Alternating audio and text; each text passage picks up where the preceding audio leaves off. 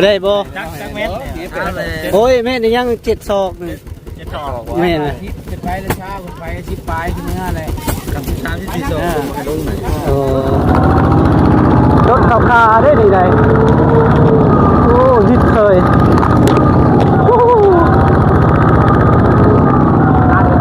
จักตัวเลยโอเคบ้านนี้ตั้งไว้นี่เลยตั้งไว้นี่เลยตั้งใส่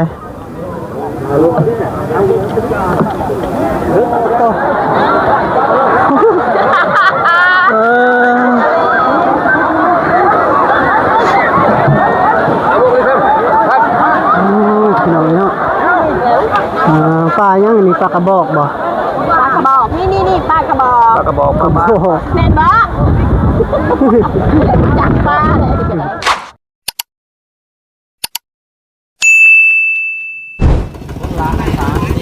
คนละ30เอ้ากระเดียวเป็นแห่พอน้ำบ่ได้บ่เดียวกับไปโอ้ไปก็ก็ดิแห่ดังเดียวนี่บุรุษได้บ่คนละ30,000ดังเดียวกับดังดังเดียวบ่ได้บ่ได้แล้วสาวบ่ได้บ่จักเม็ดโอ้ยแม่นี่ยัง7 ศอกนึง7 ศอกแม่น่ะจะไปเลยช้าไป10 ปลายขึ้นเนื้ออะไรกับ3 4 ศอกลงไหนโอ้บ่ฮอดดอกโดยบ่เป็นหยังมีอยู่เขาก็บ่ประกาศปีเขาประกาศคือกันแต่ละบ้านเขาแจ้งบ่ไหนบ้านเฮาจะมอยได้เจ้าได้เขาในเพลงบ้านลักนี่เด้เว้ยเจ้าบ่ประกาศเงินอยู่บ่ได้มีได้มีแล้วอ่ะรอให้ก่อนเราเด้อแล้วได้ปีเอาให้เราได้ปีนี่ให้แล้วเราบ่ปีเจ้าให้แล้วก็สอบ10 ตัวไปแล้วมันกำไรแล้ว ตัวเดียวบ่ดิตัวเดียวนี่ไหนนี่น่ะตัวนี้ให้แล้วให้น้ำรถนี่เอา4 คนเด้4 คนเอากันไรแล้วเนาะ3 4กับ12เอา12อ๋อฮะถึกแล้วเด้ใบแสนก็ให้เด้ยังอีกเช้ายังสาววะ3 4 12เอามา4 คนให้เขาเบิดแล้วบ่ปีน่ะ4 คน4 คนค่อยเบิดเลยได้ให้เขาลงไปเลยค่อยบ่ได้ให้เด้เขาบรรจายแล้วให้ปีผมไหนต่อจะให้ปีกูคนเอาไปยาครบก็ได้แล้ว4 คน4 คนให้รถพร้อมไหมได้เงินครบแล้วแม่นบ่มาเอาเงินครบแล้วเอาปีให้กูคนยังอีกปีนึงให้แล้วยังให้แล้วปีให้กูคนแล้วมันจะได้มันมีการใช้กล้องนี่ไว้บ่นี่3 ปี3ได้กล้องเฮ้ยไปกันเด้อเอ้ยจักสิได้บ่เนาะพี่น้องนี่เด้อโอ้ยพี่น้องนี่เนาะกะผู้ละ30,000 กีบนี่ลุงพระเจ้าอวดปลาเอ้ยเนาะธรรมดาแล้วของ10 บาทน่ะเป็นนี่เนาะเก็บบ่คนบ่ปานนั้นยังอยากเสื่องแห่เฮาเนาะไปเราจะเจอหน้าคือว่าคนละชองการดางกันแล้วแต่คนนึงอ่ะแม่นแหละก็ได้ก็ได้เจียอยู่แล้วคนละ30,000เราบอกเลยบ้านเฮานะบ่ประกาศงั้นบอกทางเลิศตายบ่เล่นทุกโกครับนี่ว่าบ่ลิโอ้ยบ่เป็นหยังนำนี่คิดไปถึงได้ทุกบ่ได้ไปกินข้าวป่า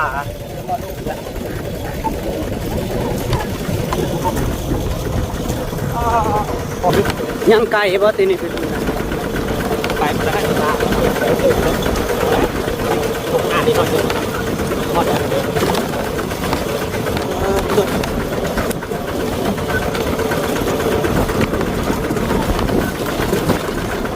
โอ้ยก็แล้วมามีทีเงิน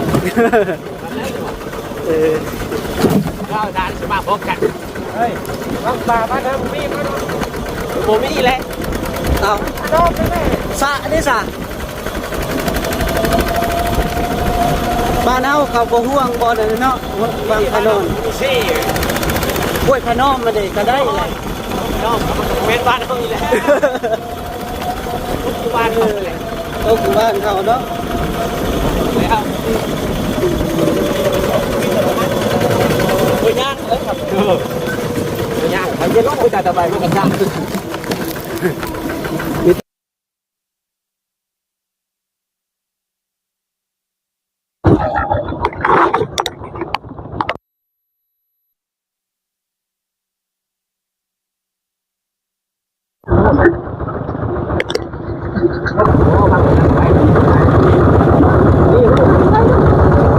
บ้านอีหยังก็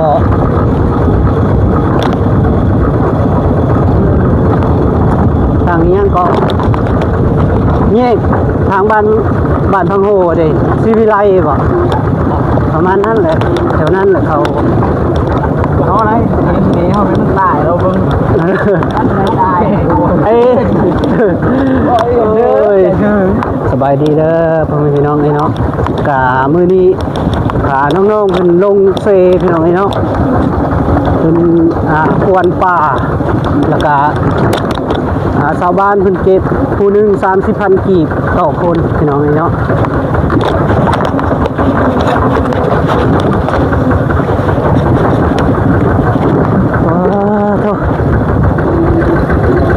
อันนี้แหละเฮือนตัวบอลเอาไปซอยบอกว่าจอดรถอยู่พี่อ่อนหรือเปล่ารถไทยลงเลยรถไทยลงมันจะรอดเช่อยู่นะรถรับเช่อยู่นะตรงนี้เลยป่ะเร็วพี่นี่เลยมาโถเต็มอยู่เลยผู้ตันก่อนโอ้รถเขาเต็มอยู่หน้าคนตันใช่ไหมลาดทึกเฮ้ยของลาดก็นั่นดิเต็มว้าโถพี่น้อยเนาะโอ้จากรถไทยรถใหญ่มีเบิดพี่น้องเนาะโถปลาลายพี่ไม่มาเลยปลาลายเนาะแต่เฮานี่สิได้อยู่เนาะได้ออกมาเลยแม่นค่อยรถเขาล้อออกมาเลยย่านะมันจะเฮอลอยย่านะจะเฟอร์ลอยรถลอยเป็น200ของนี่250โอ้ยคุณจอดรถกับที่จ่อเนาะ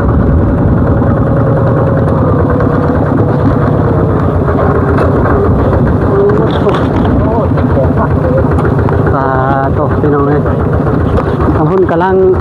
ห้ามยังกระตุกบ่แพ้ยังเลยล่ะพี่น้องโยเบิ่งเลยเด้อ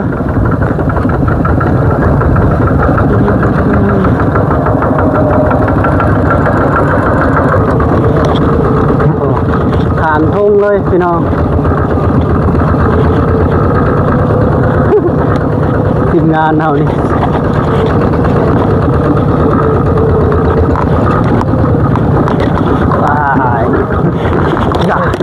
มันยังเลยมันพุ่งแตกอยู่บนนี้นะมันหักแทงโค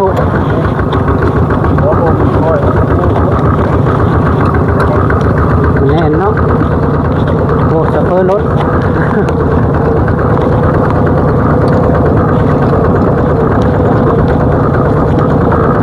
ทีนี้ในพื้นจูดก่อนเนาะมันบอลบุกายจอดไว้ได้นี่นะมันทลายเลย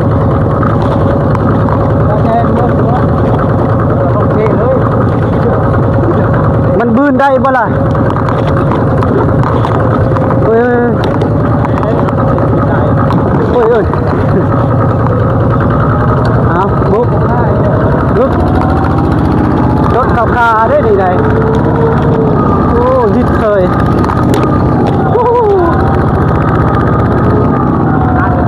จักตัวเลยโอเคปลาก็อายุนี่แอบใส่รถเก่าเลยแอบเลยโอเค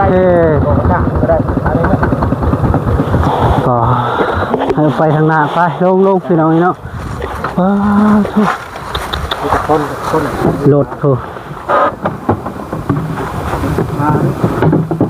แต่สีหนาวเลยลงน้ำเนาะ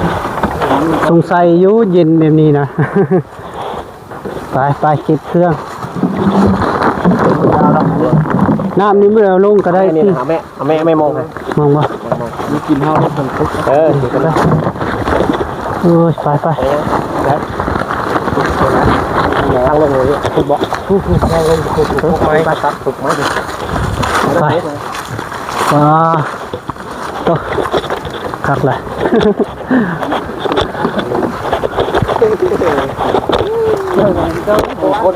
11 โมงมาจักถึงในโรงเนาะ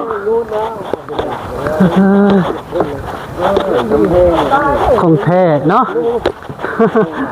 อ้ตัว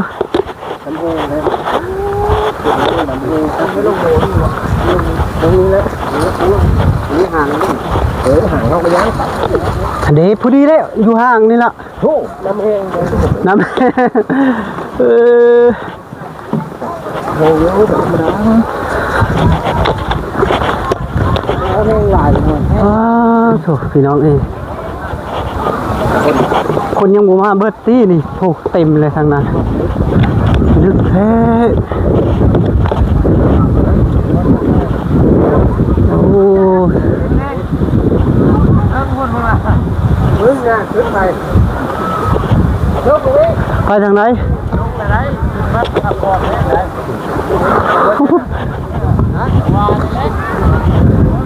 ไปไป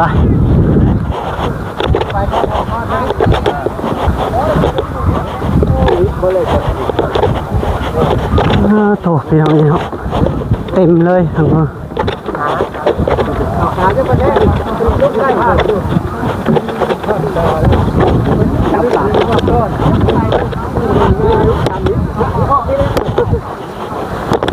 นั่นก็ลงอีก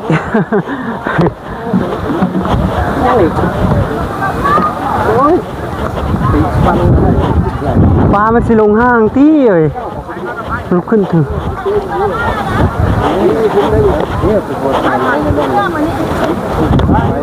โอ้ยปลาใช้เครื่อง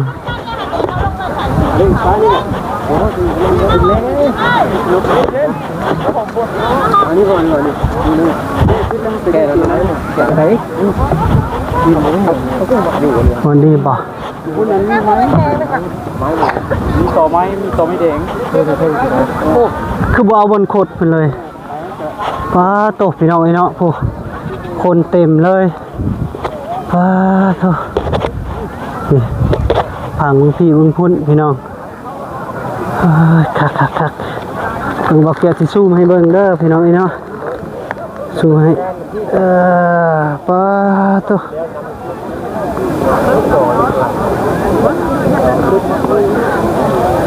ตอนนี้เพิ่นกำลังรอท่าพี่น้องเนาะรอท่าคำสั่งเพิ่นสั่งลงก็จึงลงพี่น้องไอ้เนาะนี่ทีมงานของเอาแก้ว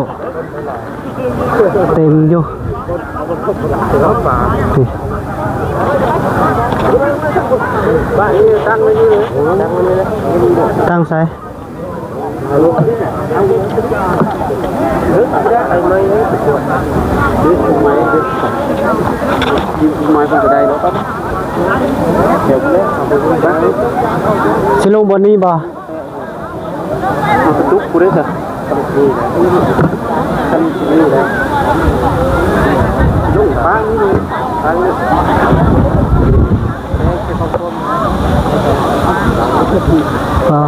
่น้องโอ้พี่น้องเอ้ยอยู่เทิงนี่กะลายเลยพี่น้องเอ้ยเนาะป้าโตโอ้อันนี้ก็สาบล่าโอ้วังมันโคตรอีหลีพี่น้องเอ้ยโคตรพูนเป็นเทิงโอ้หางยาวเลยเป็นยังกะเกี่ยมรอท่าพี่น้องเอ้ยเนาะรอท่าคำสั่งมาสีโลจะขึ้นที่เปิดจากโมงยังมาหูโอ้ยยายกินข้าวบนเทพแล้วเพ่งแต่หน้า อันใจของน้องมันอยู่ฮอดโซ่คนยังคนใดโอ้โหก็เท่ามาจากโมงคุณเปิดนะพ่อจากโมงคุณเปิด10 โมงครึ่ง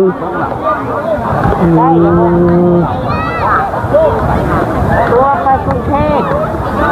ไปบ่ได้ไปแล้ว อย่าแล้ว ขาดวินางใส่วินางก็แล้วแม่ก็ พี่น้องคนลายอีนี่ เจ้านั่นแหละ จะมาจากคนเพราะตัวเดียวผู้ทีมงานเฮาอยู่ลุ่มได้ทีมงานเฮา4 คนมาได้เลยอ้าวไอโซก็มาสบายดีเด้อไอเลย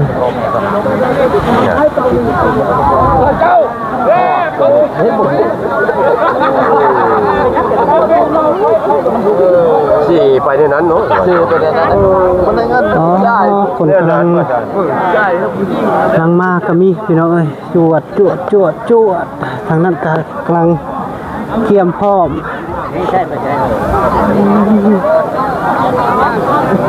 ปั่นเดี๋ยวได้จ้ะอยู่แล้วจะปั่นก็เพิ่มอยู่แล้วด้วยเหรอเอาเพิ่มแล้วเหรอเลี้ยวจะปั่นก็เพิ่มอยู่แล้วด้วย ก็จะเอาพดใหม่มาบังพี่น้อง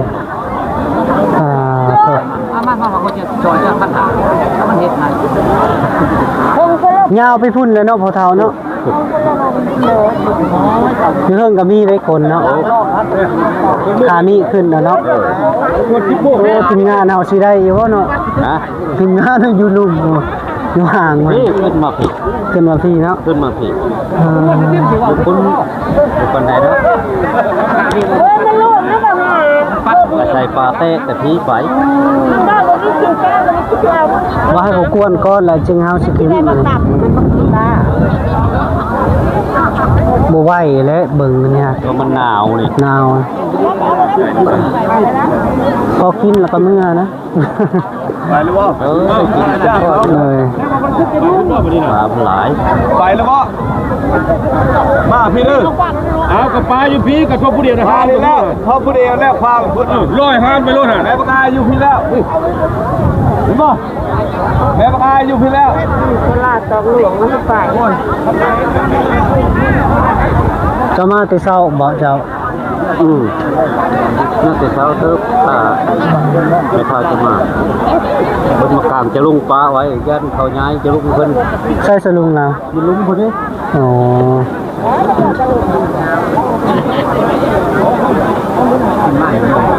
คือว่าถ้าขี่รถแล้วพี่น้องเด้อโต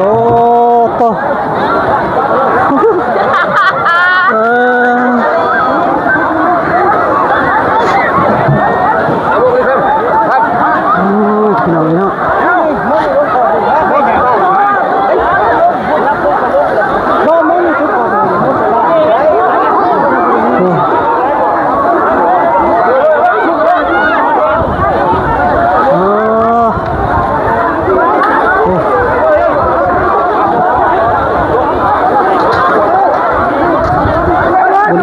บ้านแล้วพี่น้องเอ้ย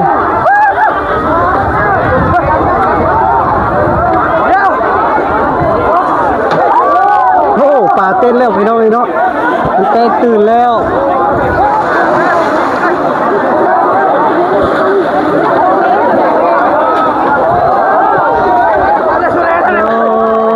เต็มอันเนี้ยพี่น้องเอ้ยเนาะโอ้คนหลายนี่รอแล้วพี่น้องเอ้ยเนาะโอ้กลัวงัวตัวเอง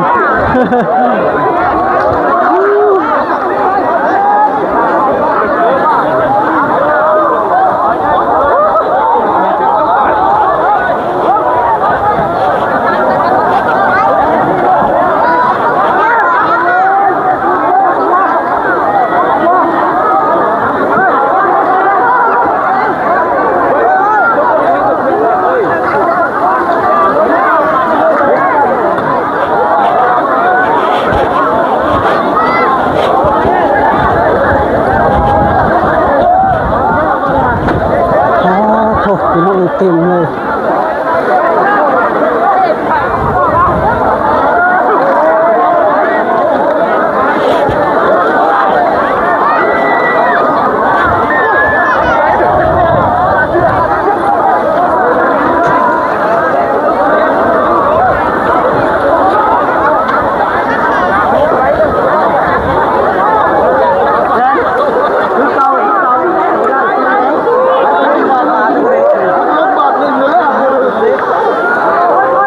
ตอนนี้ค่อยได้ป่าใหญ่เนาะพี่น้องเนาะกะ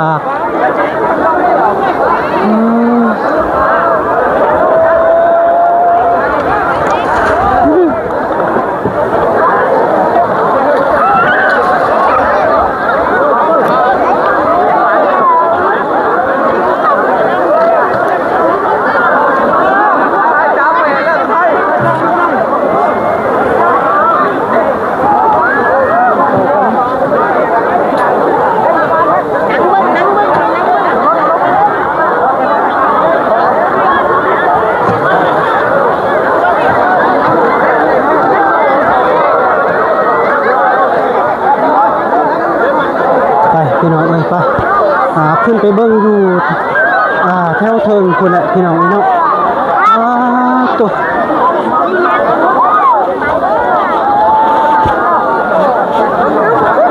ยังบ่ทันมีไผได้เนาะ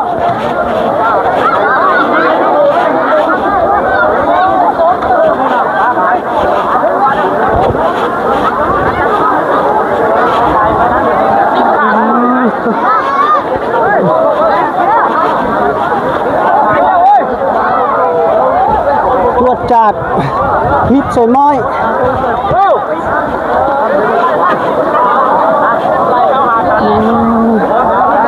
บาผู้สาวผู้แพรวมีเบิดพี่น้องเนาะโอ้ตัวมวนนี่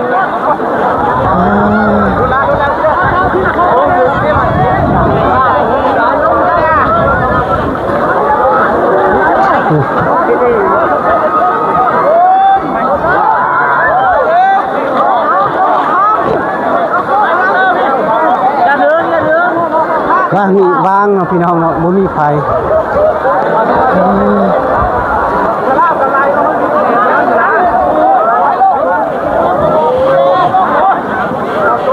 เอ้ย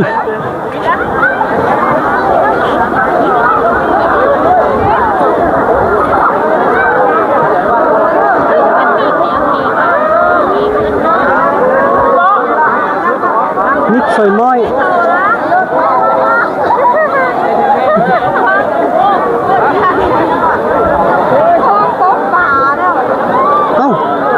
รุดแล้ว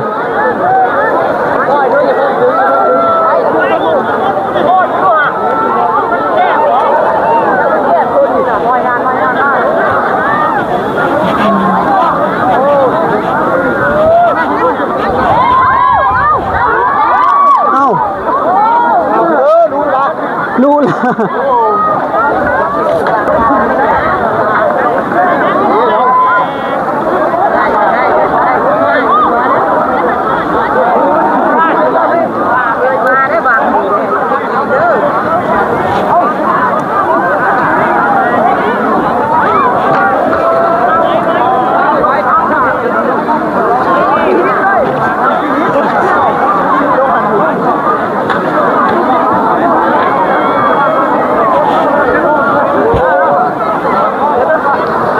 ทีมงานของเบาแก้วผู้อยู่ห่างคนพี่น้องเนาะ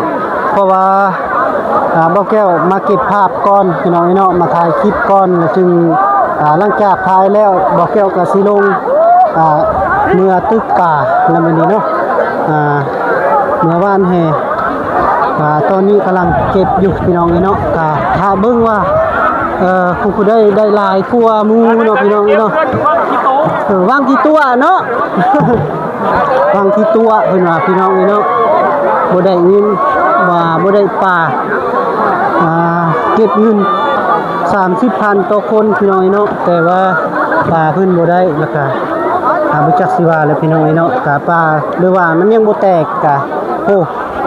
ผู้นั้นเพิ่นได้หลายเด้อพี่น้องเนาะโอ้เต็มแห่เลยเต็มแห่อยู่พี่น้องเอ้ยโอ้นั่งเด้นั่งกดเลยพี่น้องเนาะ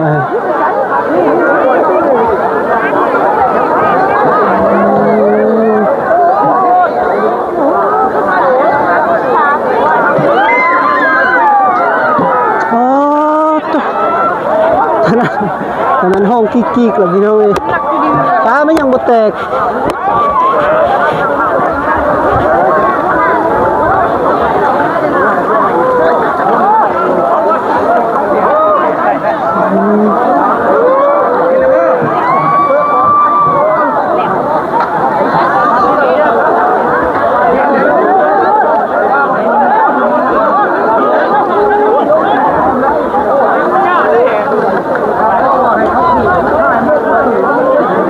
มิดชิลี ทา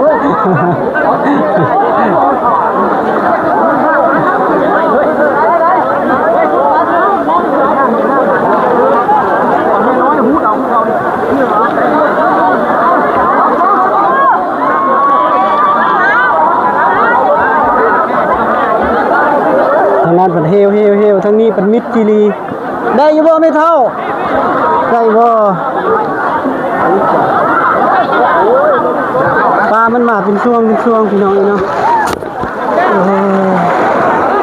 ใส่หม้อใส่ได้เงินเนาะ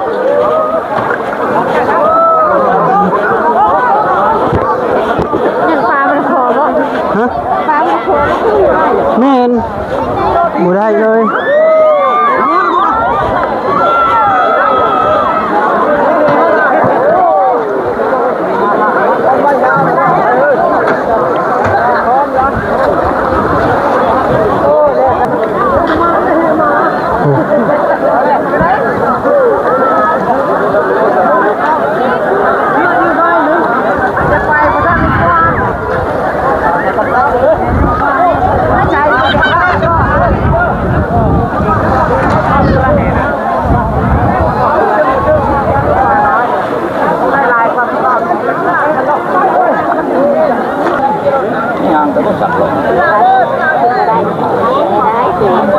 อันนี้ไซส์อันนี้นะตาย คือเขามาหน้าแม่ ใครคือบ่ได้เห็นเดี๋ยว ปลายังอันนี้ปลากระบอกบ่ ปลากระบอกนี่ปลากระบอก ปากกระบอก โอ้โห แม่นบ่จักปลาเลยจะได้ จะได้หูเนาะ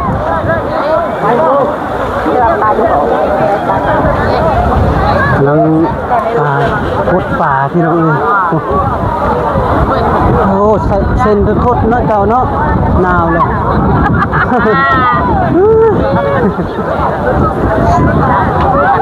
ปลาบ้าสามเท่าเด้อ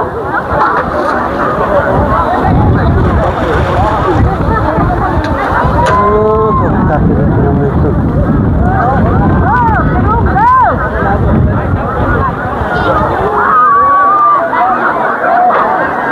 บอกแก้วสิเมื่อหาทีมงานของบอกแก้วแล้วเด้อพี่น้องเด้อวันนี้เด้อกาปลากันทุกคนก็บ่ได้ซ้ำปลากันเลย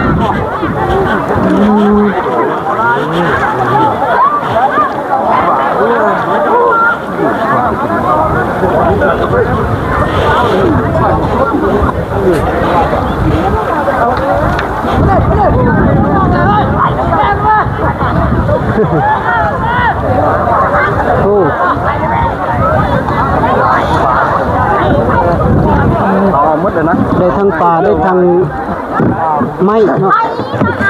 โอ้พี่น้อง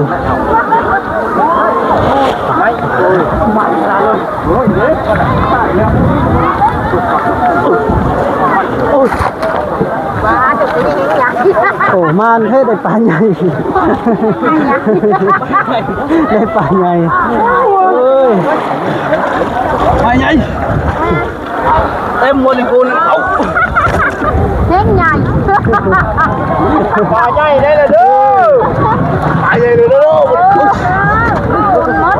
ท่านเป็นโกนให้แน่เนาะเด้มีแต่ปลาดุกและสนเนาะ มีว่าปลาดุกพูด ปลาดุกบ่มีปลาคด จะได้ปลาโคตรใหญ่เนาะขอคิว แบบปับๆเลยนี่พี่น้องเนาะจ้ะอันนั้นกำลังเฮ จอมปุ้นอะไร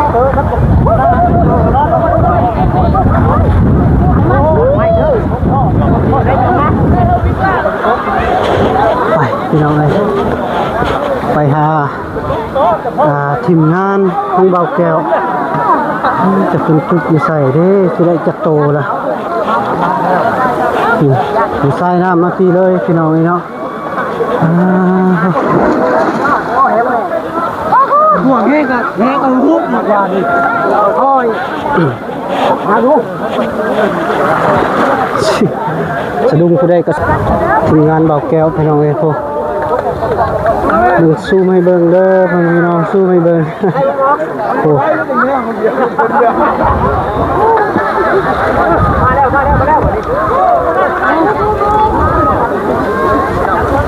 ลงแหละเลย ลังหลากแท้พี่น้องพี่น้องโอ้ คือบ่ลงเลยจ้า ฮะ คือบ่ลงเลย จะน้อยก้อนเก็บภาพก่อน เสียงน้อยก่อนเขาเอาเบิร์ดก่อนนะ เอาโลดบ่ห่วงดอกมื้อนี้เป็นมื้อเพิ่นให้เอาแล้วพี่น้องเอ้ย ยิกหัวมันกว่า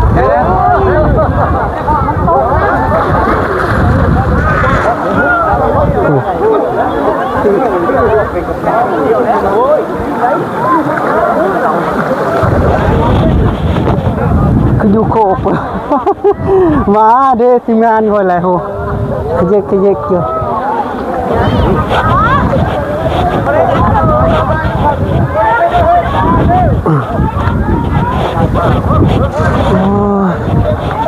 ได้บ่จาน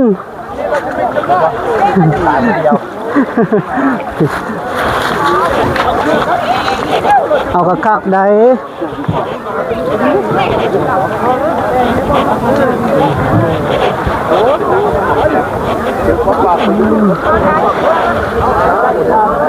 เอาไหม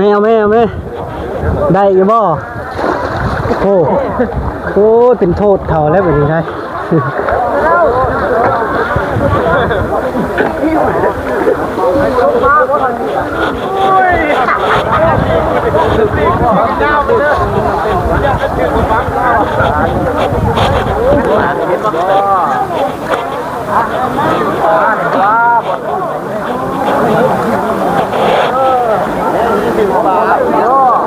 ทางนี้คนบ่ลายพี่น้องไอ้เนาะบ่คืออยู่เทิง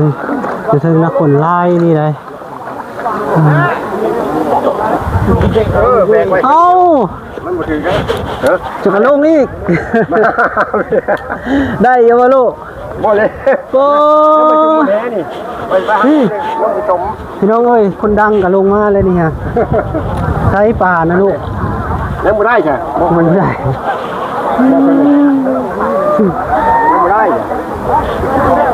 มาเซยกุกกงเลยโอ้ล้มแล้ว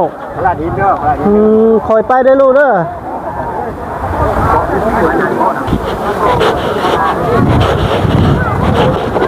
พี่น้องไอ้เนาะกะตอนนี้บ่าวแก้วก็สิได้